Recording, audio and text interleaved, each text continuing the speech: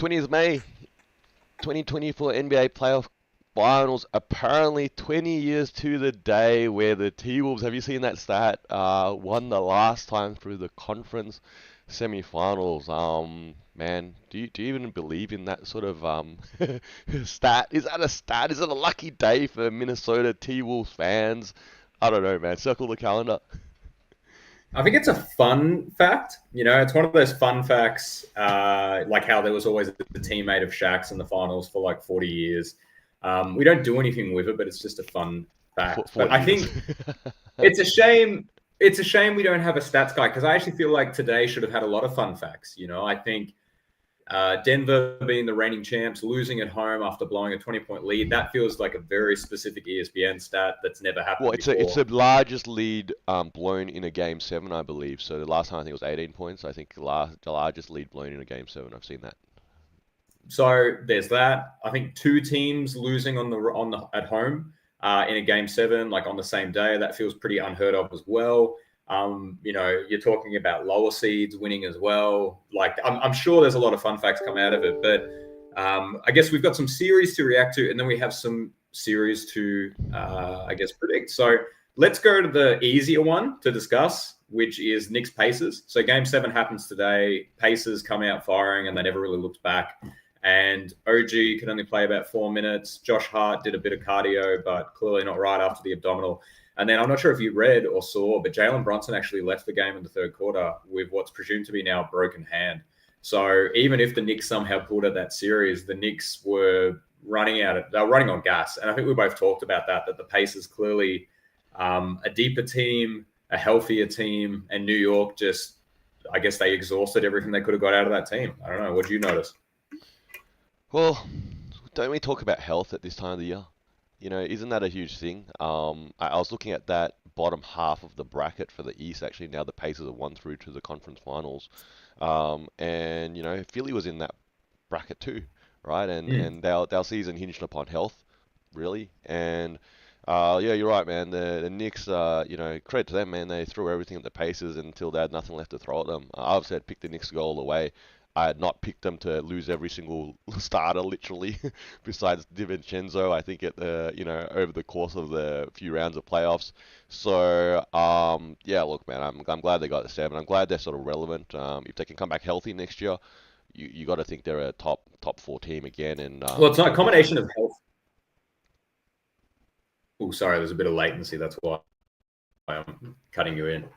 It's a combination of health, and then it's a combination of the Julius Randle piece. Obviously that's an injury that we haven't talked about because he's been on the bench for a good while now. And the East is wide open, really. I think the Knicks are poised to stay as a top four contender for a couple of seasons now because the East is different, and it's different than it was, even just 2 years ago. Are we lagging? Yeah, it seems No, like that. actually, I'm it's not. thinking it could be my end.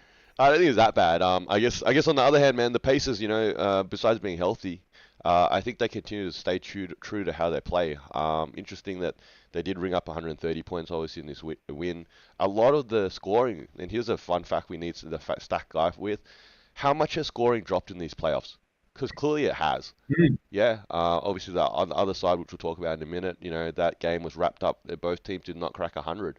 Yep. And I guess it's a real change of tone from the regular season where scoring was going bonkers and, any given night 120, 130 was, no brainer in a sense. So, look, defense and they sort of, definitely rings true, but, if you can run hard the other end too, the Pacers have done that. And I don't know, I think it'll be interesting how they go into the next round now, into this matchup with Boston.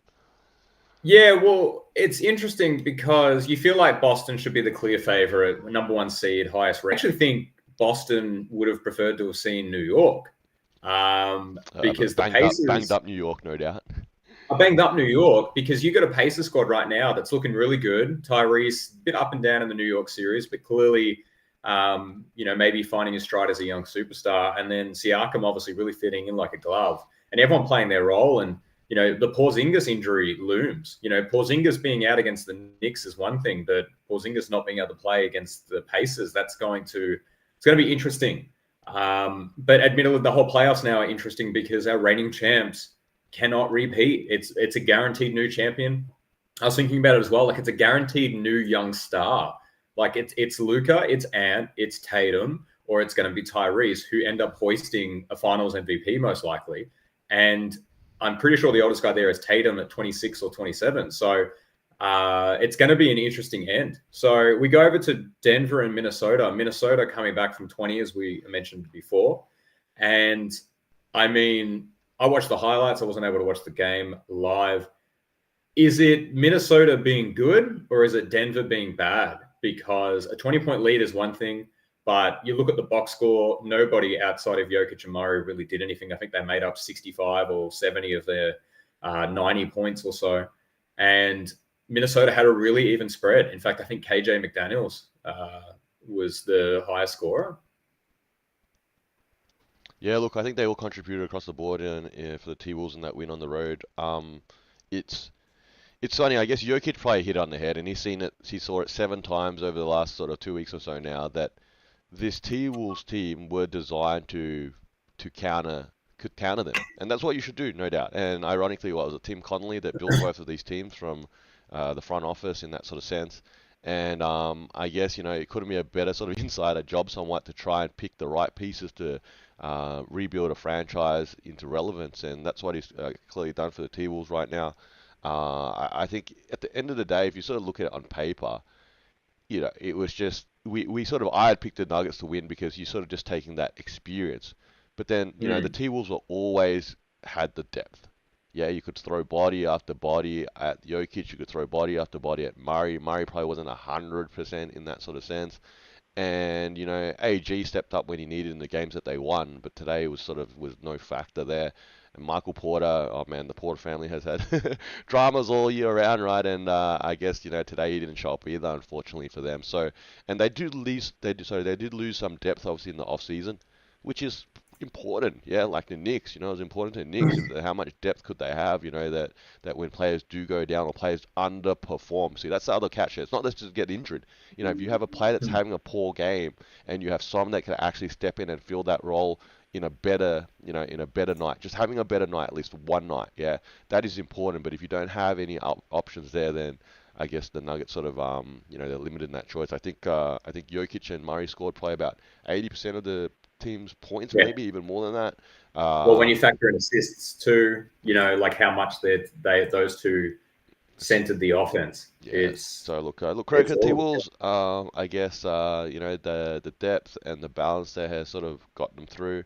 It's funny. I was thinking one of our best performing videos from when that trade was Gobert was a failure as a trade that's gone there, and I think look, obviously that was before, and I've always footnote this as an asterisk. That was before Conley arrived. And we're starting. People are actually starting to talk about Conley, right? Like Conley is relevant to this situation because guess what? When D'Angelo Russell was there, they were not going to get to where they got to with him at that point. He's a different point guard, different leadership. That's probably the core area, different leadership. And the point guard that, imagine maybe in saying like Chris Paul, at least like say a younger Chris Paul, yeah, by a few years into that sort of scenario. Okay, and I think Mike Conley has done that really admirably. And he's also got that relationship with Gobert. That's really important. He's played many, many seasons with Gobert, and having him being able to come across after the Gobert trade, I think that was a huge tipping point to actually put the pieces together that has got them to this point. Yeah, I guess that trade's going to age quite poorly, or the takes of that trade are going to age poorly for a lot of people. I need to clarify. I called him KJ McDaniels. It's Jaden McDaniels. And I only looked that up because I wanted to make another point and didn't want to make the same error twice for the one person who's actually going to catch me. Minnesota also traded away a lot of pieces for Rudy Gobert, but one of them that they refused to trade was Jaden McDaniels. And a lot of people at the time kind of were curious as to why their roster was Ant, Cat, Jaden McDaniels, and Rudy Gobert, right before they officially made a lot of their signings. And obviously the front office, again, really looking at someone like Jaden McDaniels, seeing some star potential or seeing some real, I don't want to say Manu Ginobili. I think that's too much, but it's more like a Tayshaun Prince on the Detroit Pistons, right? With capabilities, but clearly a defensive beast to do some things as well. So I think, we move forward, right, into predicting the conference finals, and we're here, right? It's Dallas and it's Minnesota, it's Boston and it's Indiana. So Where would you like to start? Would you like to go east or west? Let's go East, man. All right. So Boston being the number one seed going up against the sixth seed, Indiana Pacers, where, to be honest with you, Indiana was a couple of wins away from being the second seed. So I think sometimes seedings can really cloud our judgment. Boston's going to have home court, but Indiana clearly able to win on the road, right? You get a game seven in the Garden, clearly got to have some things. Porzingis isn't there. Is this Celtics team actually going to figure it out? Is Drew Holiday going to shut Tyrese down? I think there's a lot of interesting things that come out of this. I also think it's going to be a higher scoring series. You mentioned before about playoff scoring being down. I think this is the series that has the chance to be the most points, both teams, because they're going to go back and forth. Boston loves to shoot threes. Indiana loves to run and gun. I have to stick with Boston. But I actually think Boston is not going to be able to just drop one game to a team in game two and then gentlemen sweep the rest of the way. I actually think they're going to go 6 or 7. I don't. Let's touch base next week when I see how the series has started off. But I think Boston will. I think Boston should win. I think they have the experience in this situation. They have the home court. Everything is slated for them to do it. But you can probably hear some apprehension in my voice because there's something about this Indiana team, and there's something about this season where if we had Dallas and Indiana in the finals, and that's your 5th versus 6th seed, it's not unfathomable at this point. Look, you make all valid points, and you play the most valid point I can take out of what you sort of said was Boston should win. Yeah, but it's not always a team that should win that wins, right? It's a team that grinds it out and effectively shows up better on the night. And the Pacers are rapidly ticking boxes. Hmm. Yeah, and this is at least how I sort of go about sort of logically trying to pick a winner in a matchup in that sort of sense. And to me, they are ticking boxes. They're ticking boxes in that they have the talent in Halliburton as an all-star young talent. He's the face of the franchise. However, they're also ticking boxes that he's now brought in their sidekick with Siakam, yeah, who also is an all-star, can drop 20, 25 a night any given time, and ticking a box as an NBA champion. Yeah. And then they're ticking boxes here where now they've played a game 7 and they've won. Yeah. And or even though the Knicks were banged up, they go into MSG. It's a crazy crowd, no doubt, a crazy environment in the playoffs here and the game 7, and they got the job done. Yeah, they got the job done. And right now they're riding a high, and momentum is big. Momentum is always big, and I know it's not necessarily from game to game. Yeah, I'm not saying that momentum carries from game to game. Like if you're hot shooting one game, that always carries on to another game. But I'm talking about internal confidence. Yeah, I'm talking about self-belief. Okay, and I think the Pacers have that there. They're ticking boxes in this fact that they've got Rick Carlisle on the sideline. That's obviously an experienced coach. They're not, I don't know, Adrian Griffin. Yeah, not Darvin Ham. Maybe not that sort of name on the sideline right now that's leading them and making those decisions from the bench. And look, like you said, man, I think this is a dangerous series for Boston here. I'm actually going to go, why not? Let's mix it up. Pacers and 7. Yeah, I'm going to go Pacers and 7 here. And I'm going to say that the Boston, I don't know, you want to call it voodoo? You want to call it curse? All right, you want to call it that Tatum ain't going to show up in this series? I don't know. I'm feeling that there's a high probability that might be the case. But hey, if he's tuning in, maybe that's extra motivation that now he's going to, average 30 this series and be the man. Be the man, because arguably he's the best player on the floor right now. Yeah, but can he be Yep. the man? Yeah, Tatum has not shown that track record in his career so far. Yeah, there's definitely an element of he's going to have to just settle for those sidestep threes the entire game. And yeah, I don't know. Like, I think you make a really interesting point. Like, if Boston were to progress, would it be Jason Tatum hoisting the Eastern Conference MVP trophy that suddenly appeared out of nowhere? Like, maybe not. That's the depth of Boston. You would say that their starting 5 should outmatch the Indiana starting 5, but I also think that point you made about playing from the underdog slot, it's Boston's series to lose, right? They're the team that really has to, like, they're the team that's had a clear path to the finals this entire time, and Indiana is just another step on that pathway, and it's the Yes. better. It's theoretically the better step, right? New York was a lot feistier if they were healthy, so they're poised to do it. I wouldn't be shocked in a week's time if I'm switching my vote, but you also may switch yours if Boston comes out swinging. So Hey, look, let's. I think that here's the thing. This Pacers getting to the conference finals feels a little bit less luck than like the Hawks that got there a few years ago. Remember that Hmm. flash in the Yeah. pan? The Hawks got all the way to Yep. the conference finals, and we said, "Oh, the Hawks are here. Trey Young, Trey Young, Trey Young." And then hell, they can't even cobble up over 500 since then. I don't think in that sort of sense, right? So, but I think this team with those boxes that I mentioned before that they're ticking is actually a relevant up and coming top 10 Eastern Conference team here. Yeah, and look, credit to them. Maybe it's Pacer time again. I remember that era. I don't know about you. Well, there's two eras, right? There's the Reggie Miller There's Pacers, but also PG. the Paul George Correct, Pacers. correct. Like they were the most competitive team with Miami in that stretch. But I guess the difference between that Pacers team and this Pacers team is Boston. Boston is the Miami juggernaut, which Boston's very beatable. I know that they get to the Eastern Conference Finals a lot. I think this is now their sixth or seventh appearance in as many years, but they haven't won anything yet.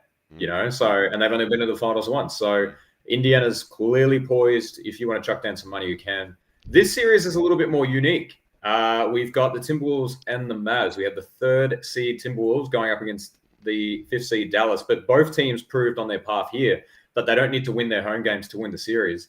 So it'll be interesting to see what happens there. I feel like you've got Kyrie and Luka being the better guards compared to Minnesota. I know Ant Edwards is good, but you've got two really strong guards against that. But then you have to give the nod to the front court of Rudy Gobert, Cat, and Naz Reid over what Dallas is producing in Gafford and Lively. And it'll be interesting to see how this series plays out because Dallas plays a little bit of a grind out style that is very iso ball heavy, very three heavy.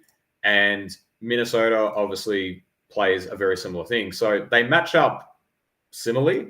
But I'm going to ask you this question because I actually pulled it up. I'm the stat man now. They played each other 5 times in the season. Yep. What do you think the record was, and who was the team with the better record? What do you think? I'm gonna say, let's say 3-2 T-Wolves. 4-1 T Wolves. 4-1. All right. And any game that they won, it was usually by a margin of 10 or more, Yep. in the biggest case being about 40. And the one game that they dropped was by 7. So, not that the regular season is always going to capture what happens in the playoffs, but I think this is Minnesota's series to lose now. I think I made the comment last week. I said, I think like that was the conference finals matchup. That was the matchup that was going to dictate what happens in the NBA finals now. And I think Minnesota's got to go all the way. And from a Phoenix Suns perspective, if we lose to the champs, maybe we weren't that bad this season. People might have forgot about the sweep, but they just killed off the reigning champs, so maybe we weren't that bad. You But I'm guys gonna were say bad, but that's another topic. So you're saying what? Denver in sorry, T-Wolves in Minnesota in 6. I 6. switched Okay. my pick with them right at the end of our recording last week. Don't think you got it in the small video, but it was in the pod. Subscribe to the pod if you're not already subscribed. I'm gonna But yeah, I went 7. I feel like you're a real T-Wolves. Jump on the T-Wolves right now, and everyone's getting an Ant Edwards shirt, and Naz Reid and Gobert and Cat. Yeah, what a cool acronym for your name, man. I wish we all could have a acronym like that, right? But it's I actually picked that the Mavs would play the Knicks. Obviously, Knicks are now eliminated. Yeah, So you're on the and Mavs. I think it's going to be an interesting series.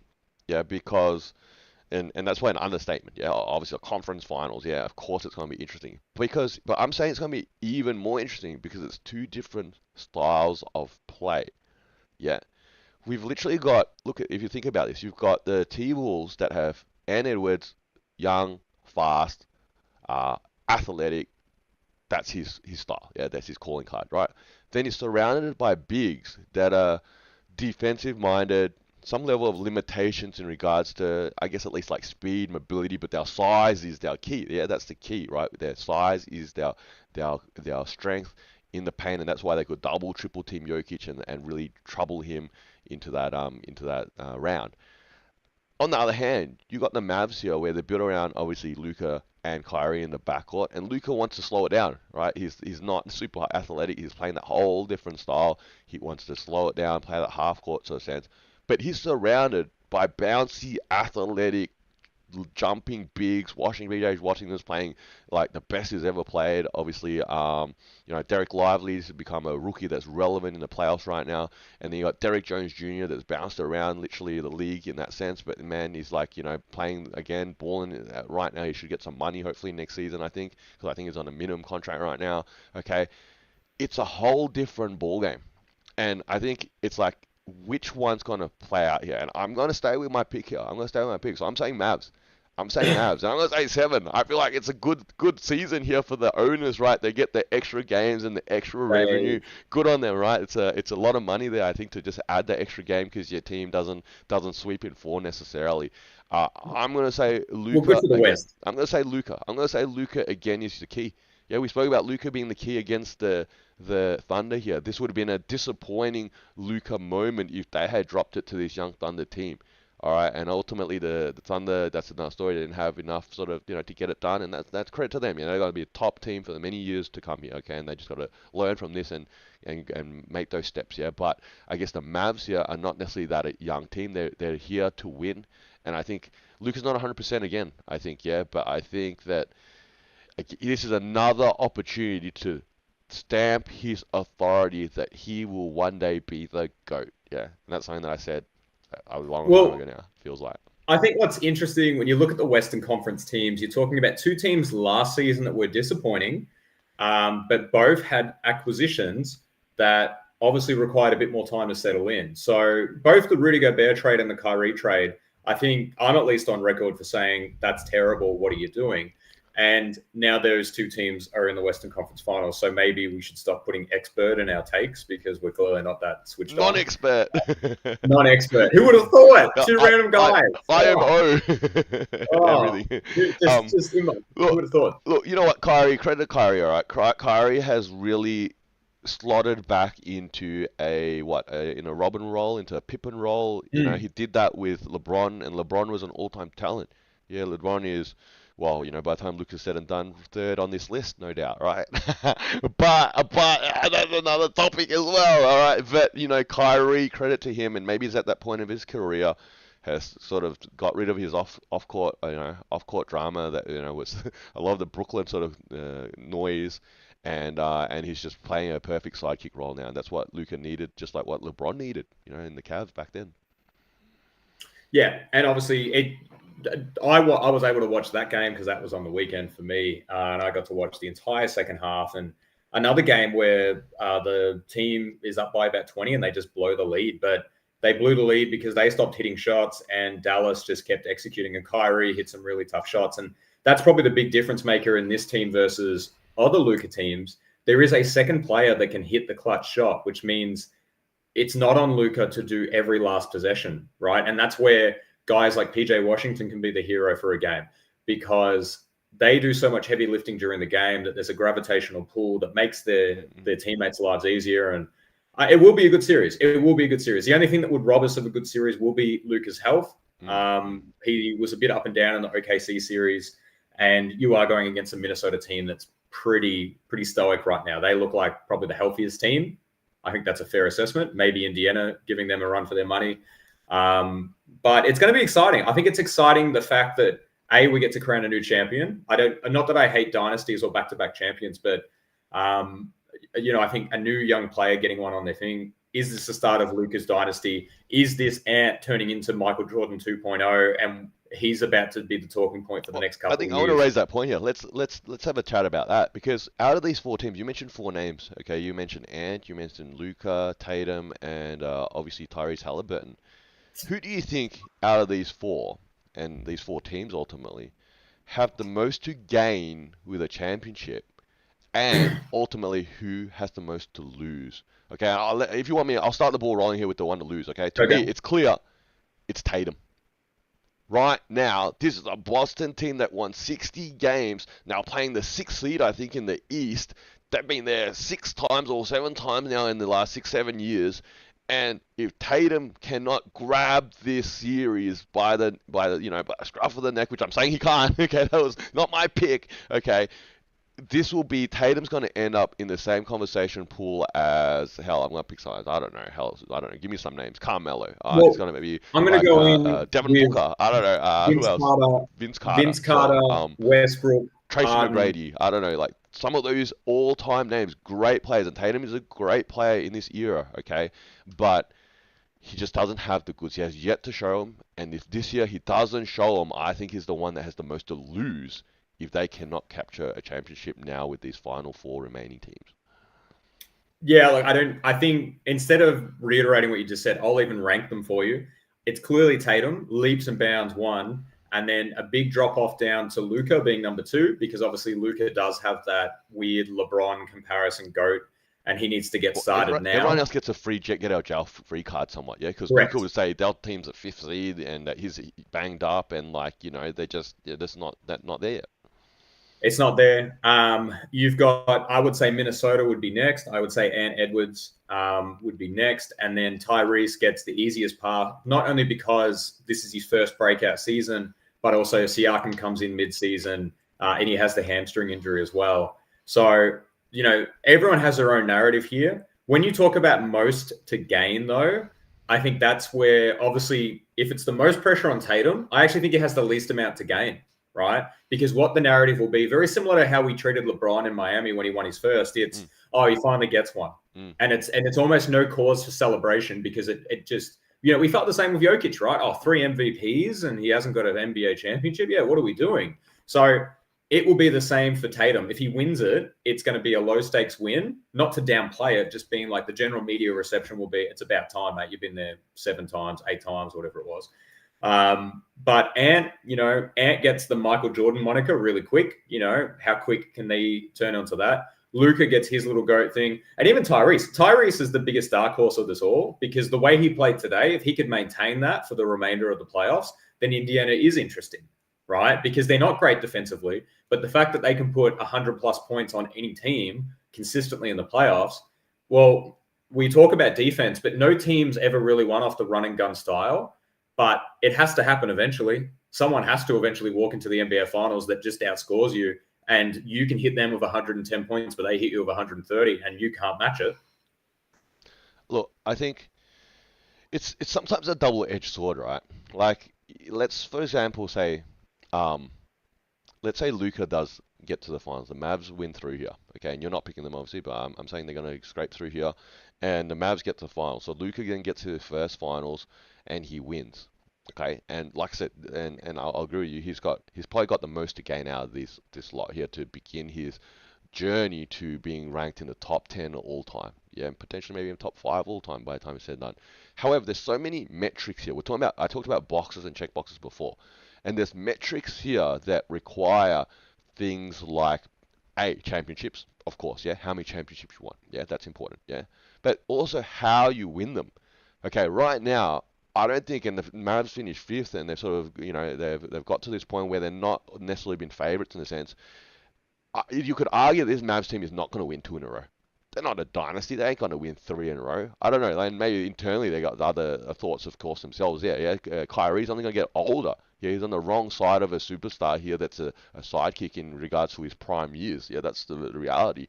And I think are they going to, if let's say if the Mavs did win here, are they going to more have a potential run at a dynasty and Luka's being in that conversation top 10 because they're more like the Spurs where they won one, lost one, won one, lost one. They picked up a few over the course of the seasons, making different sort of runs in that sort of sense. Because they don't seem like they're built that way. And at the same time, getting there and then losing one. Now you've lost one. Yeah, I think that's a part here where it's such of course you want to get the finals. You want to be in that position to have a chance to win. But then if you lose one, now, especially someone at his stature that's potentially touted to be in that conversation top 5, top 10 all time, losing one, and this is the whole LeBron narrative, you're probably going to spin something different here. All right, I think it is something that does not help your argument. Well, I think we've mentioned this in a previous video, or at least I have. I think it's a pathway, right? So this might be a new snippet. You might want to shorten this video because I want to talk about almost how to become a GOAT. And obviously to become a GOAT, you've got to have weird statistical accolades. You've got to have a lot of mainstream appeal. And that's just to start almost trying out for the process. And then it enters two paths, right? And your two paths are only began by making the finals. The second you make the finals, you can now have the two paths in front of you. And the two paths are perfection or quantity. And no one has really done both. Jordan came the closest to doing both because he got 6 on a perfect record. But there are players that got 7, and then it allows you to debate those. For LeBron, he has made the finals more than Jordan does. That's a fact. But he didn't go perfect. And even if he had won 6, people would still hold that against him and say, well, he was 6-4, right? So of course he's going to win 6 when he gets there 10 times. If LeBron had been 6-0 and then lost 4 straight, who knows how it's going to go. But for Luka, when he makes the finals, or if he makes the finals, because it's never a guarantee in the NBA, a lot of things can happen, he has to win to stay on the Michael Jordan track. And if he loses, then he will enter the LeBron track. And those are the two paths that you can take. Tim Duncan on the LeBron track, Kobe Bryant on the LeBron track. This is the thing. Most players can't even enter the realm of Michael Jordan because you eventually lose one. It's too difficult to stay perfect, right? And the weird thing is, we don't penalize anyone for capping out. If Luka loses in the conference finals, who cares? Same Correct. for Tatum, right? Correct. Tatum's only 0-1 in the NBA finals, so he's not that bad, right? But if you make the finals, you open yourself up to that conversation for the LeBron track or the Jordan track. And I don't know if we'll ever see a player get the Jordan track again, right? Look, 6-0. That's why I've clearly ranked him as the GOAT. But we've been there and talked about that before. I think the whole conversation about Ant Edwards as MJ. Surely you got to start with how about Ant Edwards as Kobe. Yeah, and then maybe people are going to make that argument. Well, he doesn't have a Shaq. Is that where you would sort of deviate? But he does have a number one draft pick sidekick in Cat. Yeah, who was an all-star, multiple-year all-star 2010 guy. Then they dragged across a 4-time now defensive player of the year. Yeah.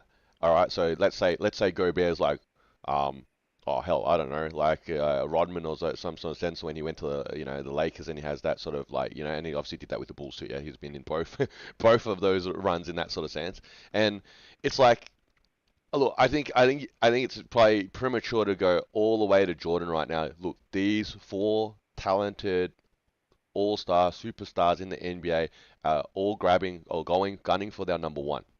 Yeah. And one of them's going to get no number one. Yeah, that's the catch, right? One of them is going to get the number one. Yeah, that first ring. And one of them's going to get their first loss. Or for Tatum, at least his second now. Yeah, that's another story, right? Tatum gets there again this time, and it's not against the Dynasty Golden State Warriors. It's against another first-time team, and let's say and they drop this one too. Yeah, which could be a bummer if they run to the T-Wolves, or they're bummer if we run to the Luka, and Luka is going to be great. Okay, that now he's 0-2 in the finals. Yeah, now But that's another story. That's the concern, is that Tatum is going to make the finals and have to play a really good Luka or a really good Timberwolves squad. And I know that I said Boston has a clear path to the finals, but that path just gets them to the finals. Then it becomes a lot more interesting. And I think for them, I think they had a better shot against Denver than they do against Minnesota when you look at that front court, because Kristaps needs to be there to stretch the floor. But here's the issue. Okay, Cat will take you. And then Gobert's still got your paint locked down. And then Boston turns into a 3-point shooting team. And they will lose games because they cannot hit all those threes. So does anyone think Al Horford is like Jokic? Like, I don't know, man. Like, did you see that stat line? The first player over the age of 38 to have that many points, steals, threes, rebounds in that many minutes in a game closing series. I don't know. The role players for Minnesota clearly proved today that they can win you games, because you're talking about a game 7 and it was a tale of two teams. You got one team that had their 2 stars score 85% of their shots. And then you've got a Minnesota team who pulled off a very Spurs-like performance where everybody contributed and they beat you defensively as well. And I really like that point you made about the Spurs dynasty, because the Spurs dynasty was almost 15 years, right? And they just kept plugging and playing new players. And for Minnesota and for Dallas is banking on Luka and Kyrie. and Kyrie might not be a staple for entire time. When you look at Minnesota, they've clearly invested in Gobert. He's still on the books for another 200 million, and he's a defensive player of the thing, and that's his role. You've got Ant, your young superstar, and you've got Cat, McDaniels, Conley, Reed. You've got all these really interesting pieces that will probably be around for a couple of seasons minimum. And, they beat Denver. So can Denver get back there next season? I know I'm projecting way too far forward, but can they get back there next season when Minnesota's loitering, And I guess that's the interesting thing about the NBA now is... So to go... I feel like I want to U-turn you back here quickly, though. You mentioned you want to talk about the GOAT conversation, though. So at the end of the day, surely you're going to agree with me that perfection wins over quantity. It's just a difficult... I feel like you're always trying to get me to say it on camera. The way I'd summarize this is perfection is a statistic, and statistics can be played with. Quantifiable data is there. So LeBron is 4-6 in the finals. There's nothing to do with LeBron. LeBron's not even there. Don't even name drop LeBron right now. This is not a LeBron. No, I'm just asking. Look at the bigger picture here. Quantity or perfection. Which is quality, really. Yeah, quantity over quality for championship. Would you rather go 5-0 or would you rather go 5-5? To me, you would go quantity. Because quantity means you were there with a shot more than not. Okay, so I use an example where they both had 5, yeah? How about 5-0 and 4-6? Are you still saying 4-6 is greater than 5-0? When you look at the context, because we have to talk about LeBron, because that is the stat line of 4-6. No, it is. I didn't even mean it that way, let's be honest. No, I did not mean it that way. I can give you different numbers if you want. How about 3-0 versus 2-4? I don't know, that doesn't matter. I guess the way to view it would be, when you make the finals, you have demonstrated that your team is better than 14 other teams at minimum because of the brackets. Great, so you're second place a lot. Good job. What's the point? No one cares about second place. People create their own narratives with the NBA. We have a lot of great players who never won a ring. We still talk about them in certain tiers. The reason why I would say quantity is important, the perfection that Jordan has is great, but it's very contextual, right? And the thing is... What are you going to say now? That it was playing against people that didn't know how to play? No.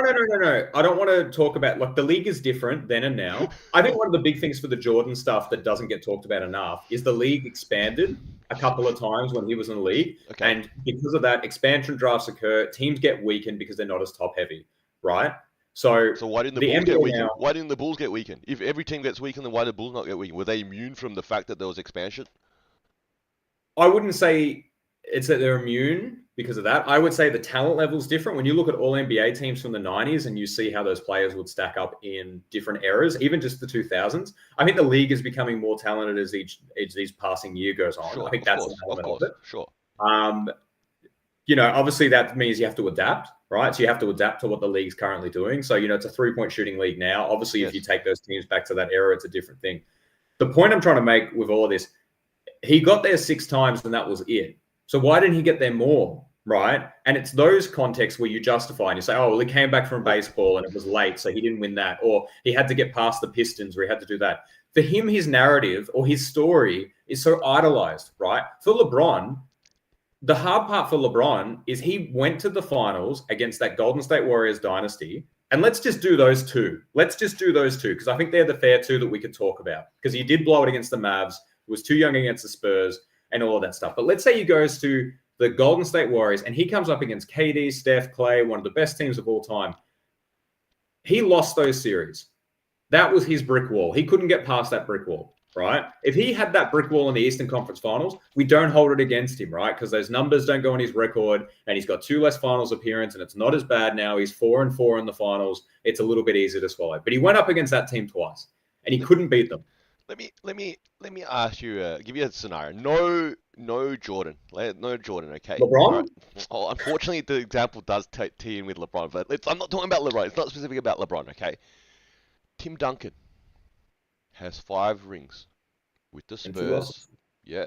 Obviously, but he did not win back to back. You know, maybe that's the asterisk. Yeah, that's always been the Spurs asterisk. They didn't win back to back. Yeah, Kobe won back to back. Jordan won back to back. Oh no, I dropped Jordan's name here. You know, Elijah won back to back. Yeah, so he's one of the greatest centers of all time in that sort of list, in that sort of sense. You know, obviously LeBron did win back to back. Absolutely. Okay, so Tim Duncan has 5 rings. He's 5-1 in the finals, and one of the losses is to LeBron.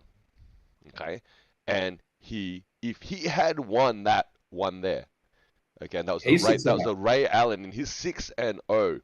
Would we be saying Tim Duncan is in the top 5 greatest of all time, potentially maybe even number 2?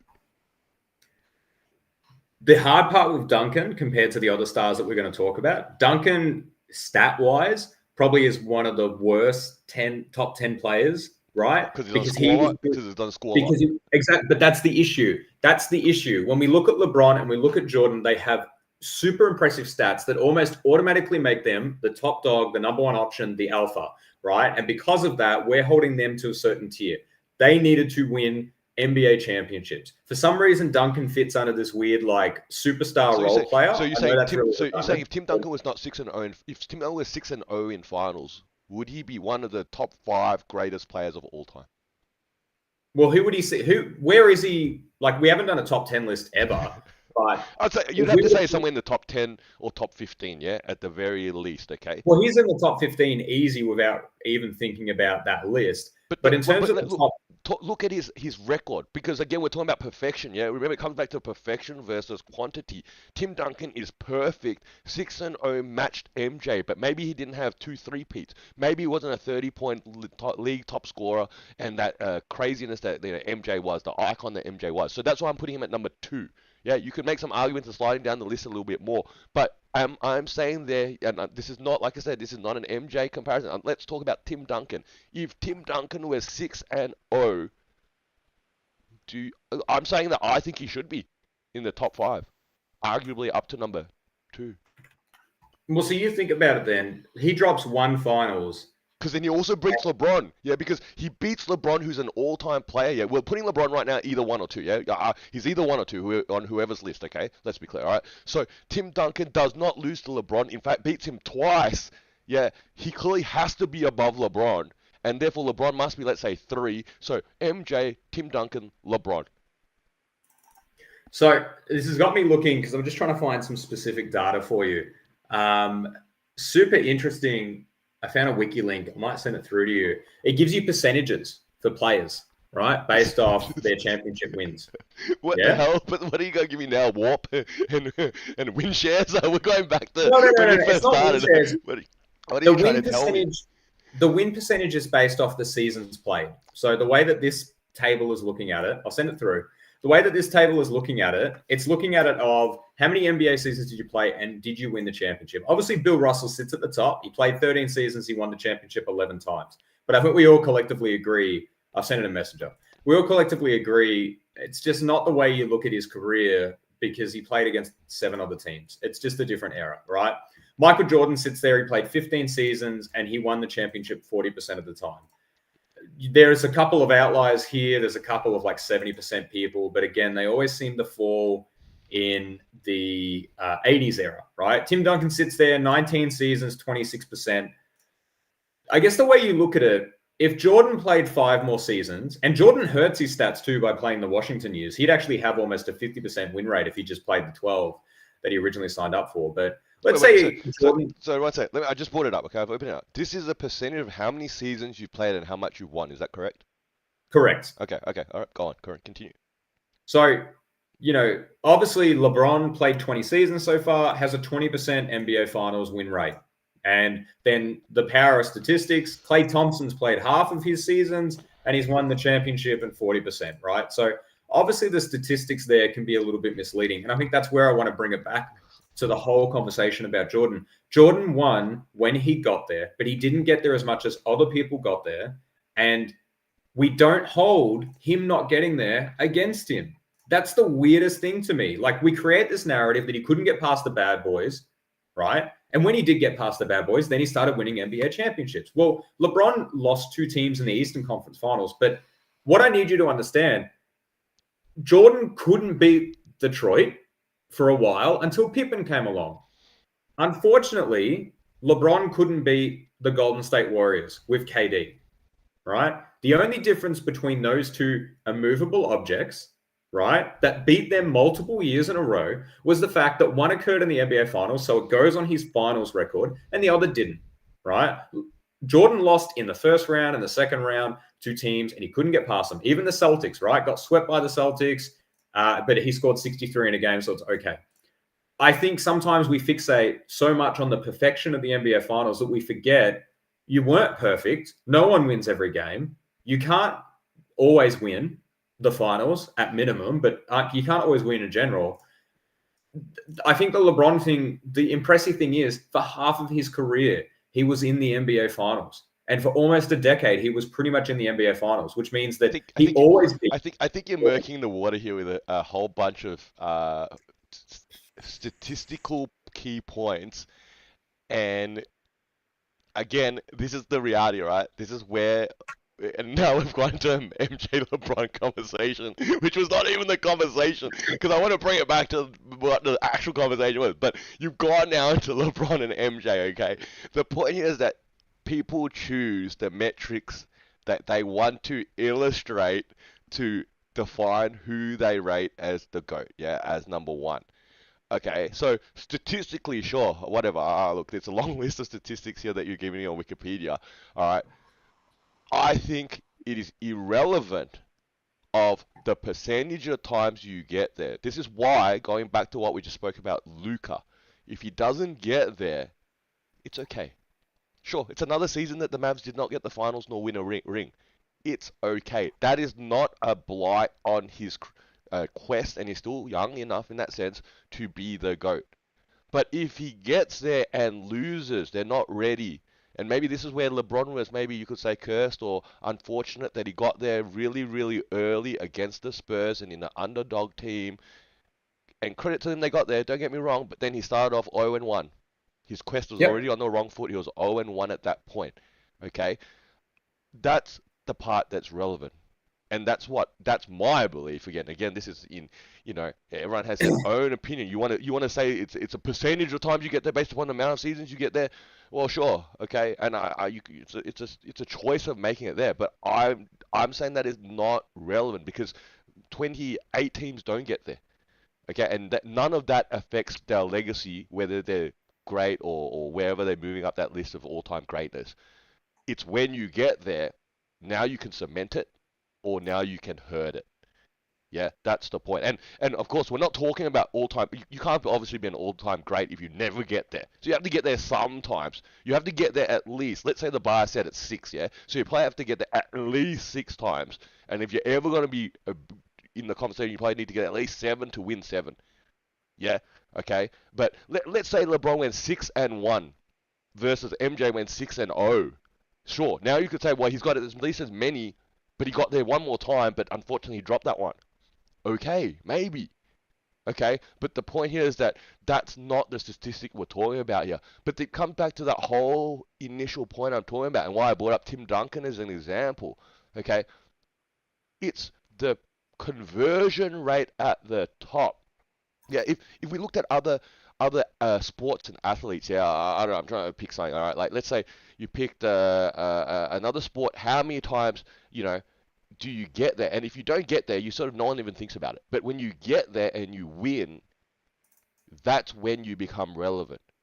Okay, and that's why that is important. It's that conversion rate at the top because you are there now, and that's where it counts, and that's where perfection over quantity, as far as I'm concerned, is higher than that. Yeah, if you want that second footnote, how you adjust it, if you have a tiebreaker, like I said, tiebreaker. If you're both 6-0, what's a tiebreaker? Well, then the player that's got 6-1 versus the guy that's 6-0, I guess you give it to him. He's got the quantity, and that's how I see it. That's the interesting thing because obviously, Jordan is actually like when you look at this list, outside of the 60s, there's not like Robert Horry has one more ring than him, but Robert Horry is the true outlier. Even down to like it takes until you get to the 5th ring. So Robert Horry having 7 rings is pretty crazy. So 40%, right? MJ 40% is actually not a bad number, right?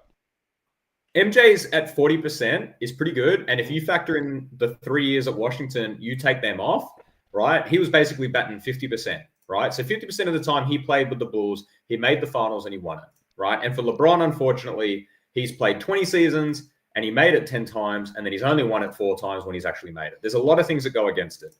I think context is super important, right? I think context is important. You mentioned the '07 Spurs.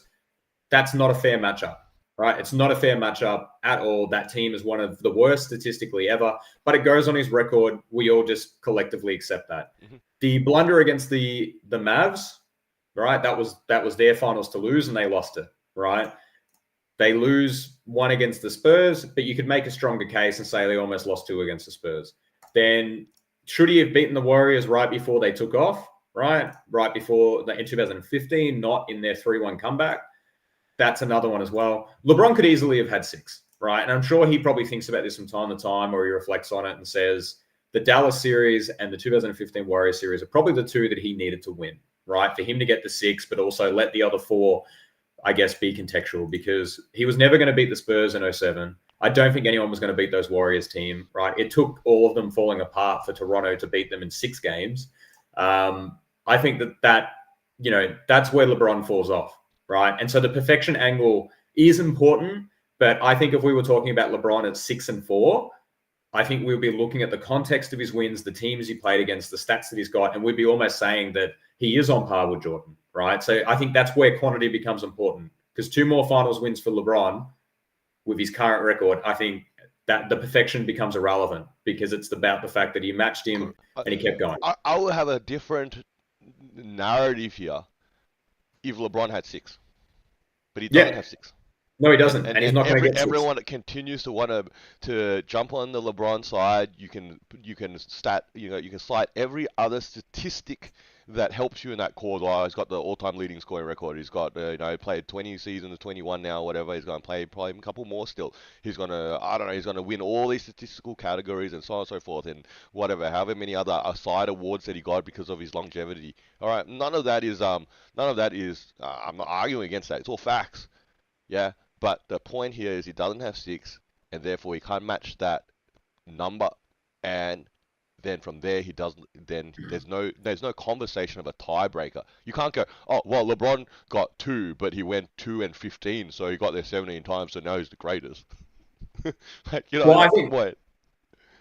look, I think, also the hardest thing for LeBron is that he did it in the Eastern Conference. And I think we've consistently said, throughout the years, that the Eastern Conference is not as good as the Western Conference.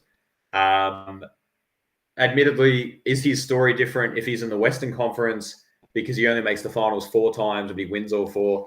There's a lot of hypotheticals with the GOAT perfection. I think to bring it back to Luka and what I said before, Luka's on two pathways if he makes the finals. Yep. He goes perfect, Yep. or he goes for the quantity route, right? And the quantity route isn't just about making the finals, so maybe I haven't been clear. Don't go It's not for just the about making quantity the finals. route.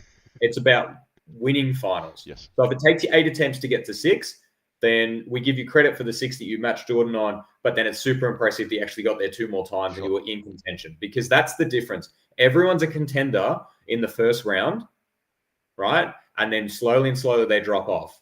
And I think, I personally feel like it's way too simplistic to say that we just don't worry about you until you make the finals. It's incredibly difficult to make the finals, especially when you're the focal point of your team.